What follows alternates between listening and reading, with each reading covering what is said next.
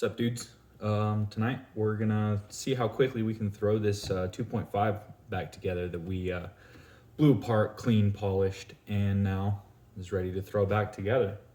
So, new O-rings are required for the back plate. Everything's already been cleaned, so we don't need to worry about cleaning anything going back together. We'll see what we got to do about the exhaust O-ring, but I might have one laying around. So, block's been cleaned very, very thoroughly with carbon choke cleaner. The head has been thoroughly cleaned with carbon choke cleaner. Back plate, all clean. Internals have been cleaned and polished, nitro bathed, degrimed. So, also, new bearings are in this block. Came out of the 3.3 that I have.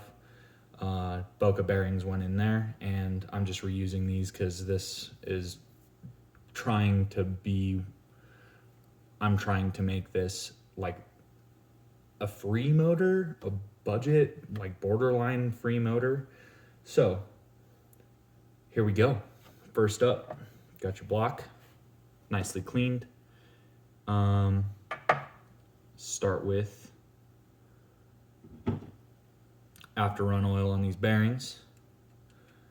This is a mixture of 20% WD-40 and 80% Marvel Mystery Oil.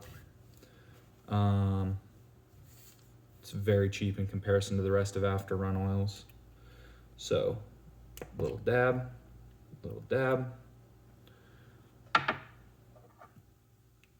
Throw it a little on the crankshaft just to keep it from rusting. A little dab will do ya. Nice. Get on the crank pin, and in she slides.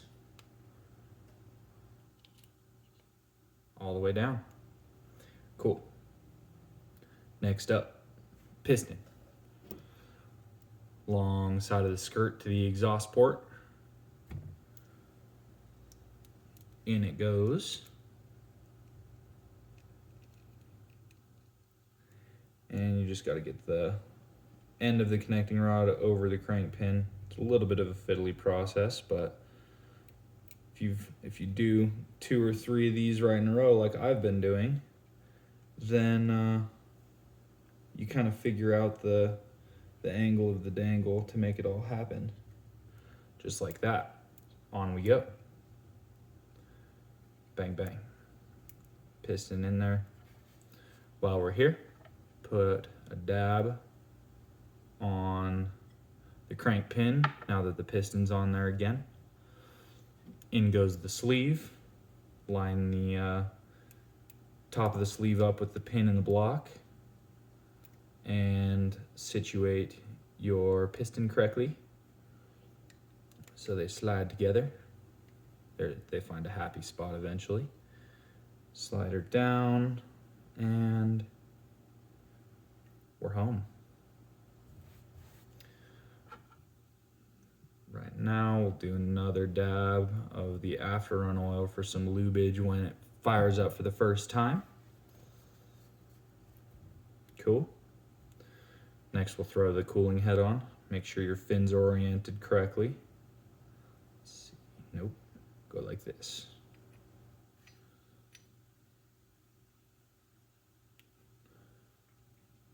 Drop your screws in.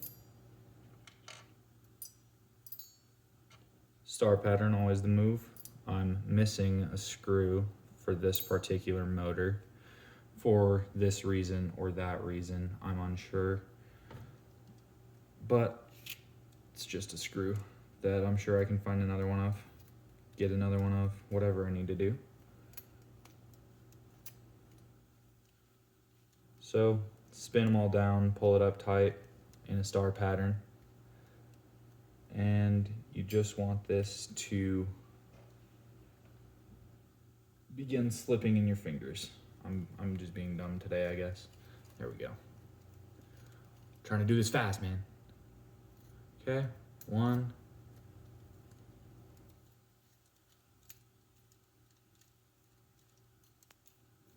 And 2. That's the one I don't have a screw in. There's 3. Going down, going down.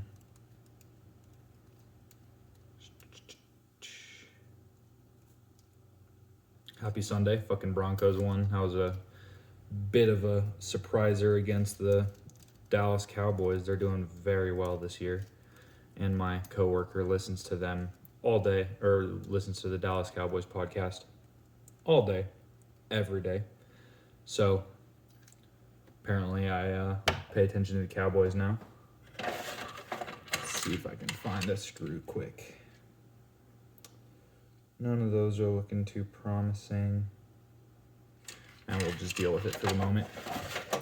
Anyway, now that they're all drawn down tight, we can go half human ugga dugga.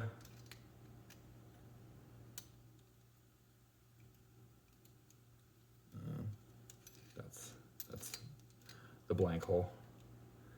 Half human ugga dugga. Half human ugga dugga.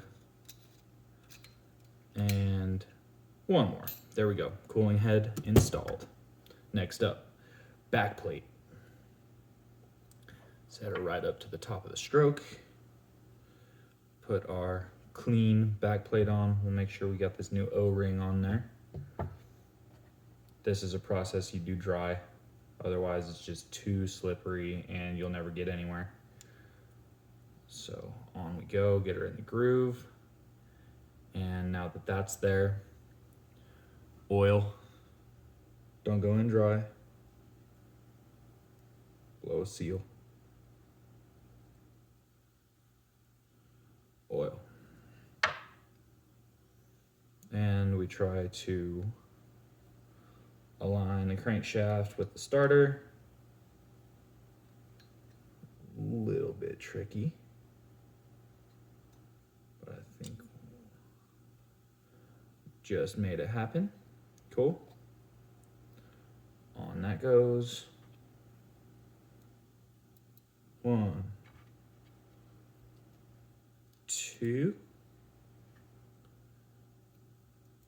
3, 4.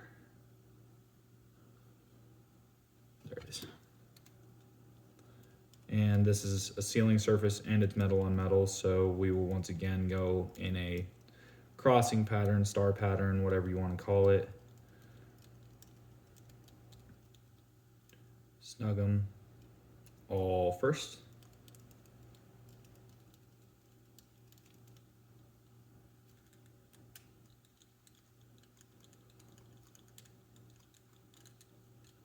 And we retorque. Half human dogga dugga, about the same as the head.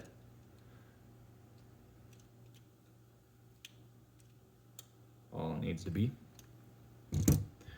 Next, we will throw a new little O-ring down in the carburetor hole. Oh God, if I can get the bag open, watching me struggle. It's like a monkey with a cell phone.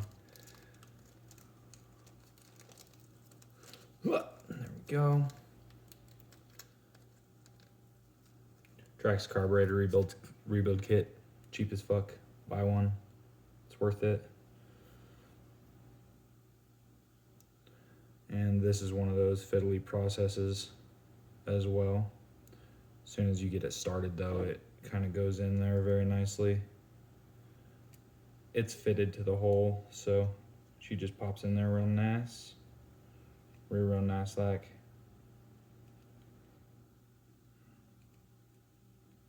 If I can get it.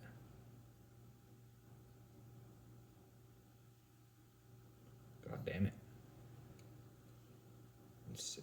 I think the trick might be just like cram as much of it in the hole and then hope it squares itself. Yep. There we go. Get her sitting down in your groove in the bottom of the Venturi here. Cram it, work it around. Another install your O-rings dry, but then when you put the two things that need to seal together, lube. There we go. Fresh O-ring down in there. And got our new carburetor, newish, from the 3.3 that now has a nice OS 11 carburetor in it. And we'll put just a little bit of oil down in the hole on the O-ring, just keep it all happy. Make sure your sleeve pincher, your carburetor pincher thingy, is oriented correctly so your carb slides in like it should. And we slam the carburetor down, hopefully, theoretically. We're fighting with ourselves.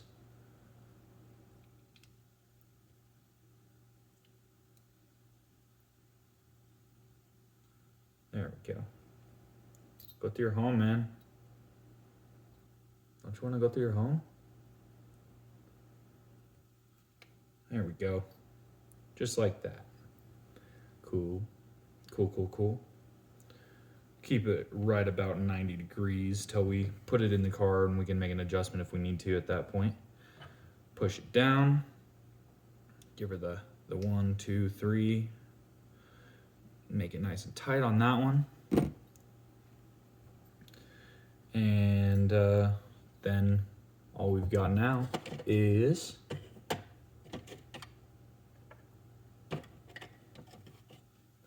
a flywheel cone,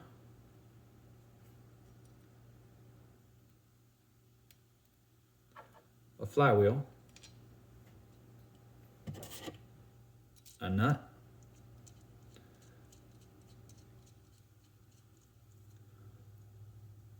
and a spare pole starter. However, it's over there, and I'm calling this one good. So it's how to rebuild a Traxxas motor real fucking fast. That thing's gonna run good.